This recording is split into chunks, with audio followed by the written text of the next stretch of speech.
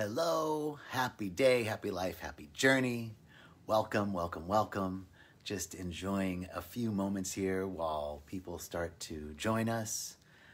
Looking forward to sharing with you today's idea, today's topic, today's little download for our Facebook Live. So hi, welcome everybody as people are starting to join, entering the rooms of our consciousness.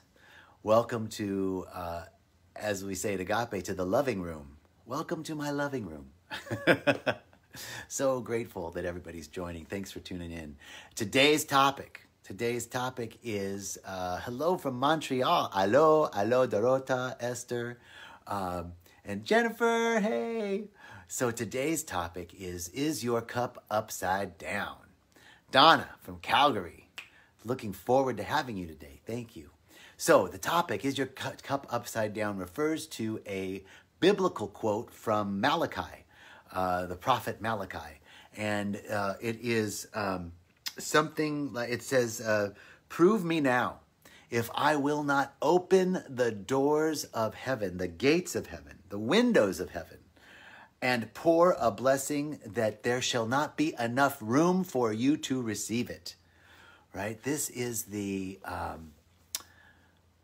promise of the divine. Hello, Autumn and Mia and David. Thank you, thank you, thank you. So prove me now. The host of hosts says that if you are willing to accept it, if you're willing to accept all the good, that I shall pour a blessing on you that is too big to be received. You won't be able to contain it. Right? So this is the topic today. Is our cup upside down? Are we open and available? Are we lifting our chalice of life and our bowl of goodness? Are we lifting it to receive that which is constantly being given? And a couple of things came to mind here for me. And the first is, it's never what you think it is. It's never what you think. We can say it's never what you think it is. And we can also say it's never what you think. Right? So two things are being said there. It's never what you think it is, meaning that it's not what it appears to be. It never is exactly what it appears to mean, what you think it means, what it appears to be, what others are thinking about me, or it's never really about the argument that I'm having right now. It's never really about the situation that's really occurring. There's always something underneath. There's something more, right? So it's never what you think. And then it's never what you think it is, and it's never what you think, meaning there's another phrase there. It's never what you think, meaning it's not what we're thinking, it's what we're feeling. The universe doesn't hear us. If we're going to open ourselves up, if we're going to raise our cup of acceptance, the universe feels us. It doesn't hear us, right? So in this way, it's not what I think, it's what I feel. So there's two things going on in that statement. It's never what you think, it is. So let's talk about feeling and vibration. I was listening to Satguru today, this morning, and he was talking about the mantras. Mantras as a mathematical equation of frequency. That the mantra, not only the vibrational, like they're designed specifically to elicit a vibrational response in the body and in the field around us, right? So that's the first thing, is the universe's vibration and frequency, like the paintings behind me, the posters behind me. This is our energetic body, and we are in that feeling of vibration and frequency. So if we're going to lift our cup, if we're going to make sure our cup isn't turned upside down, we must realize that we live and move and have our beingness in this creative medium, this medium that responds to our thinking.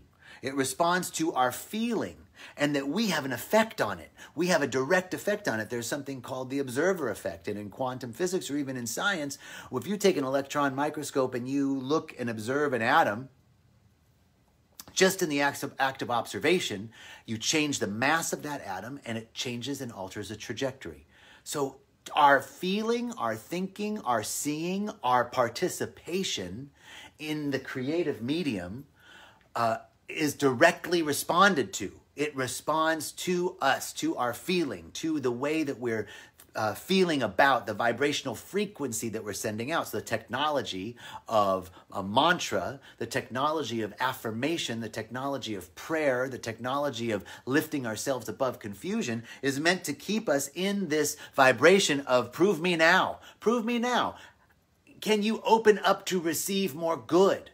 Because it's never what you think it is. The situation never is as bad as we think it is. It never is what it appears to be. Take, for example, this divine challenge, right? This is a divine challenge that the universe is saying, maybe things are better. Maybe things are better than they appear to be. Can we experiment with our own minds, with our own thinking? Can we come to a place right now, right in the midst of everything that's going on in the world, can you and I come to a place in our mind, in an experiment? Prove me now, in this experiment, can we come to a place where we really believe and feel, down in our bones, feel that there's enough to go around? Can we do that? Will you experiment that with me? There's an invitation there to experiment if we can feel like there's enough for everybody. You know, when you sit down to eat, and we want to say a prayer before we eat, right? And you know, when I was a kid, it was bless us, bless us, O Lord, for these thy gifts we are about to receive from thy bounty through Christ our Lord. Amen. That was our prayer, right? My dad said it every time. Nicole, hello. William, hello, everybody. Donna. So, but now when I sit down to eat, I first think about all the synchronicities. My prayer over the food is, first of all, thinking about all that it took to get that food to my table, like how blessed and supported and loved I am, right? And then thinking about the food itself, like that it's bringing me nutrients. Like I can see it. I see it, delivering nutrients to my cells, rejuvenating my body, giving me what I need to live and thrive and survive. And then we take a moment to hold in our awareness a world that works for the best and highest individual and collective good. Can I see it? Can I see it? Can I feel right there with that food in front of me, now that I've become thankful for the food, can I feel that there really is enough to go around? That is how we make a difference. And we're going to go out and give somebody something to eat, right? It's not like it's just holding it in consciousness. Yes, we have to hold it in consciousness, but we have to also... there's right action, divine right action falls out of our right seeing, right? That's natural consequence. That's a natural extension. But first we got to feel it, because there's miraculous ways in which things congeal. Providence moves in, and unforeseen blessings occur when we can really send out that vibration, that frequency of all needs are met.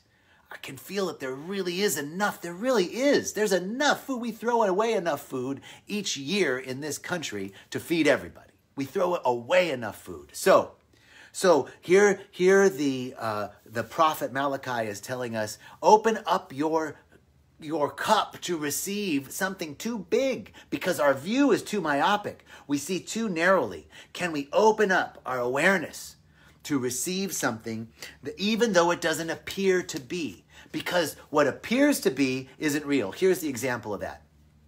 Okay, so let's say we're out in nature, we're out in the forest, right? And the forest might look a little chaotic. There might be a dead underbrush and living trees and dead trees. There's beauty and everything there, but it might look like it's not so well organized, right? Maybe there's some things out of balance. Some trees are fighting for space with others and all that. And then we go to a manicured garden, maybe at a really nice hotel, resort, or we're visiting an old castle in England. And you see this beautiful manicured garden, and you think, well, there's order and balance and harmony in the garden. Look, it's all ordered. But if you let that garden go for a month, it would look completely disordered. But if you go to the forest where there's a fallen tree and some dead brush and some stuff on the ground, and the trees may be fighting, and maybe there's a strangler tree going around the one tree, and it looks like this is disharmony. But that forest endures for a lot longer than the manicured garden. So what appears to be ordered, the manicured garden, really is an illusion, and that which appears to be chaotic is really ordered, balanced, and harmonious.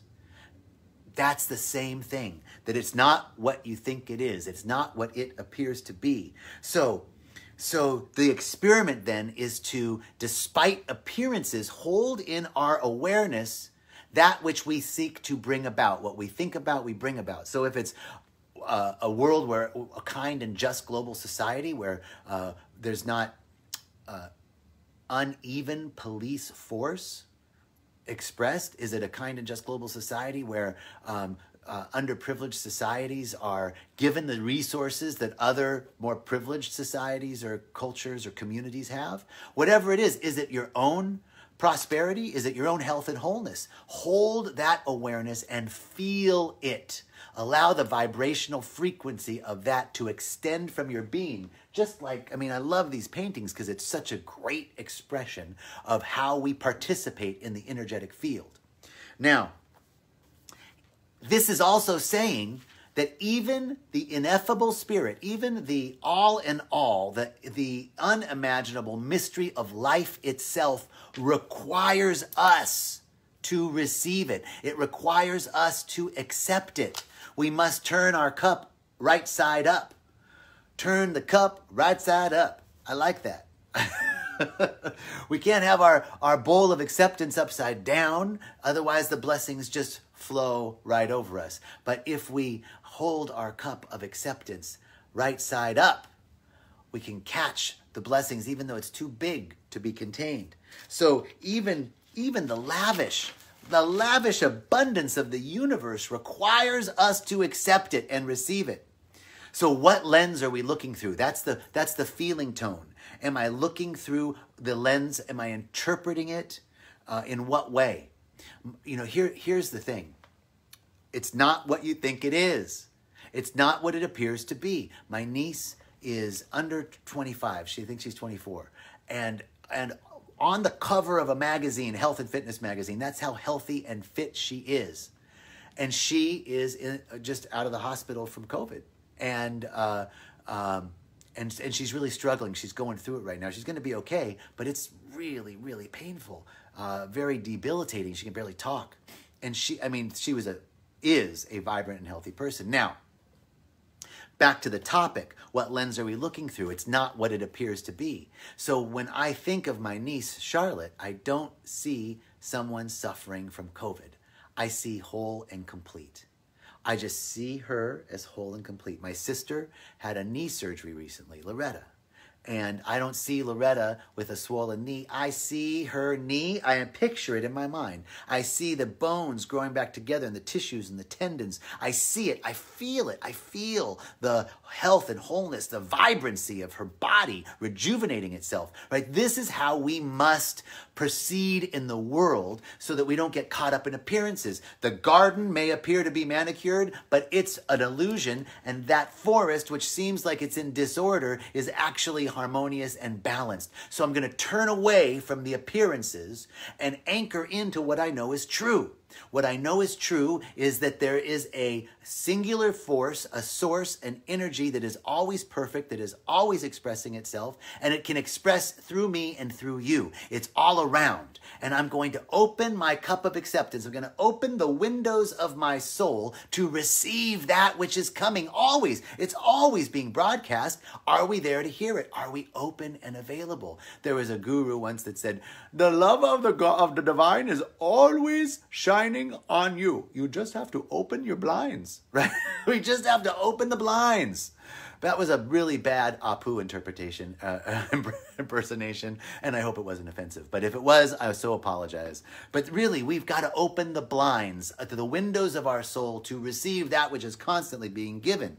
The unreality, the unreality of appearances isn't that what my niece is experiencing. We don't deny it. We're not silly. We don't go, oh yeah, that's not true. We're not Henny Penny, but putting our heads we're not an ostrich, putting our head in the sand, going, oh, nope, everything's fine. She's not suffering from COVID. That's not even true. No. There's suffering. There's pain. Let's acknowledge that.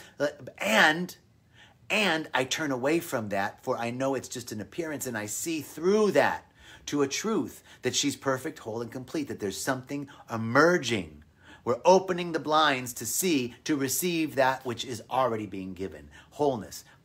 Because the Spirit is whole, complete, because the Spirit is complete, abundant, because the Spirit is abundant. This is the nature of the divine, and we must open ourselves up to receive it. So, we can look out on the world today and in our lives today and open the windows of our soul to let the breeze in, let the light in, so that the great God of the universe can pour out a blessing that is too big. Is our cup upside down or right side up? Let's right this ship. Let's open ourselves up to say, no matter what the appearances are that's happening in our lives, in the world, in our relationships, in our job, no matter what the appearances are, we are hanging out in the vibration, in the feeling that all my needs are met right now.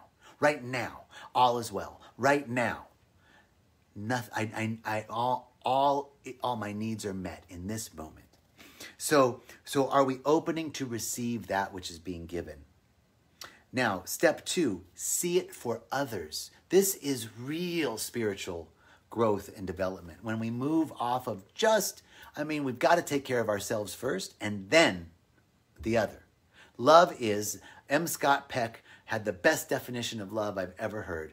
In the book, A Road Less Traveled, he said, love is the extension of oneself for the genuine care and nurturing of your own and another's spiritual, mental, and physical well-being. So first, I've got to take care of my own spiritual, mental, and physical well-being, and then I can see that for others. And so this is the next step of our cup of acceptance. We can't just hold our chalice up and receive just for ourselves. The blessing's too big for us to contain it. That would be selfish. But once we can anchor into our own spiritual, mental, and physical well-being, then we can open up to see it for others. Step 2 in our spiritual growth and expansion is seeing it for everyone. For surely the good that I have isn't just for me, it's for all, for we are all one, and there's enough to go around.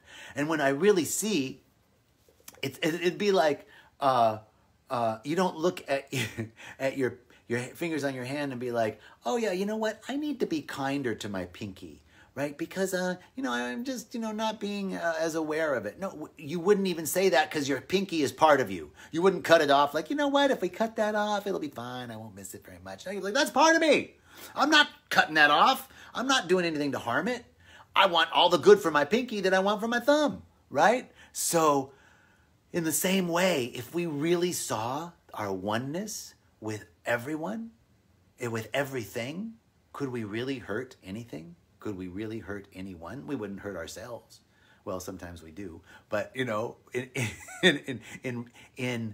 most cases, we wouldn't damage ourselves in the way that we are willfully damaging others. So the next step of our expansion and growth is moving out from the me, I, mine, to the we. So I see this for everyone. I see this blessing comes to us, and we see it multiplied and increasing, healing and blessing and enriching. That's what the world needs. This is the vibration. The universe feels us. So we can send out that vibration of healing for everyone, healing for our nation, healing for our politicians, healing for our world, healing for our bodies, healing, right?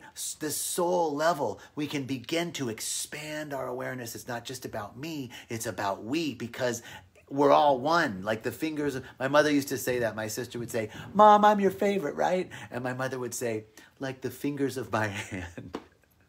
God bless you, Cecilia. Like the fingers of my hand, which one is more precious? Well, I know the truth. My finger was more precious. And later when my mom had, dementia was really kind of kicking in towards the end of her life, my sister asked that question and she said, oh no, JJ's my favorite. All right. So we step into this conscious evolution, right? That like the fingers of my hand, who is more precious? What we want for ourselves, we want for everybody, right? And then we take this into our days. We take this into our day, into our post, when we're posting on Instagram and Facebook, and into our interactions, into our political speaking, into our judgments and opinions, into wearing masks or not. We take this into everything, that we are one with all, and that which I want for myself, I want for everybody. The good that I see for myself is the good I see for everybody. And here's a hint.